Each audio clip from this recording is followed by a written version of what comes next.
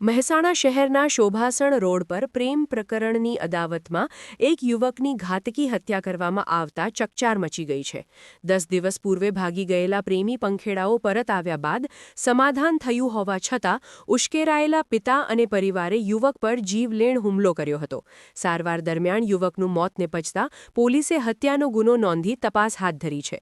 જો કે આજે પોલીસે આરોપીઓને ઘટનાસ્થળે લઈ આવી રિકન્સ્ટ્રક્શન કર્યું હતું। આ દરમિયાન મોટી સંખ્યામાં લોકોના ટોળેટોળા આરોપીઓને જોવા ઉમટી પડ્યા હતા।